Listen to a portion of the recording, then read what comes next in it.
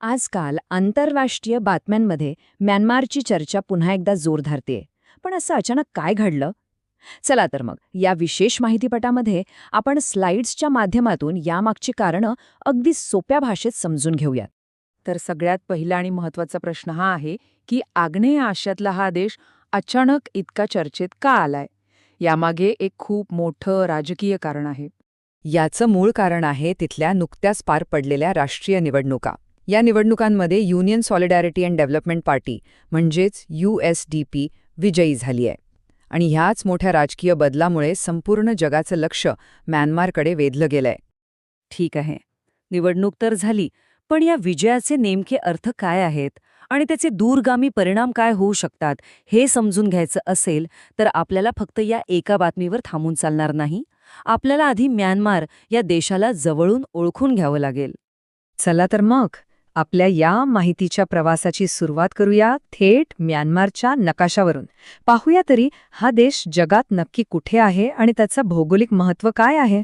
म्यानमारची राजधानी आहे नायपियडॉ आणि तो वसलाय दक्षिण पूर्व आशियामध्ये. आता हे जे स्थान आहे ना, ते त्याच्या भूराजकीय आणि आर्थिक महत्त्वासाठी खूपच महत्त्वाचं आहे. बरं, आता देश कुठे आहे हे कळलं. आता पाहूया त्याच्या आजूबाजूला, म्हणजे त्याचे शेजारी कोण आहेत. कोणत्याही देशाचे आंतरराष्ट्रीय संबंध आणि त्याचं सामरिक महत्त्व समजून घेण्यासाठी त्याच्या सीमा आणि शेजारी देश खूप महत्त्वाचे ठरतात. म्यानमारच्या भूसीमा म्हणजे जमिनीला लागून असलेल्या सीमा तब्बल 5 देशांशी जोडलेल्या आहेत. पश्चिमेला बांगलादेश आणि आपला भारत, उत्तर आणि ईशान्येला तर महासत्ता असलेला चीन आहे, आणि पूर्वेला आहेत लाओस आणि थायलंड. म्हणजे बघा, या शेजाऱ्यांमुळे म्यानमारचं सामरिक स्थान किती महत्त्वाचं आणि संवेदनशील बनतं. फक्त जमिनीच्याच सीमा नाहीयेत, म्यानमारला एक लांब लचक सागरी किनारपट्टीही लाभलेली आहे. दक्षिणेला आहे अंदमान समुद्र आणि नैऋत्येला बंगालचा उपसागर.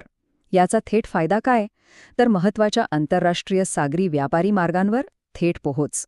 चला, देशाच्या सीमा तर आपण पाहिल्या, आता जरा आत डोकावून बघूया. म्यानमारचा भूभाग नक्की कसा आहे?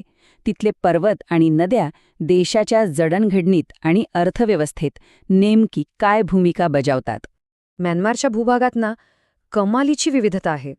म्हणजे बघा, एका बाजूला राखाईन योमासारख्या उंच पर्वतरांगा आहेत, ज्या देशाचं एका प्रकारे नैसर्गिक रक्षणच करतात. तर दुसऱ्या बाजूला इरावती आणि मेकॉंगसारख्या मोठ्या नद्या, ज्यांनी इथली जमीन सुपीक बनवली आहे. आणि ह्याच भव्य पर्वतरांगांमध्ये देशाचं सर्वोच्च शिखर हकाकावोराजी अगदी दिमाखात उभं आहे.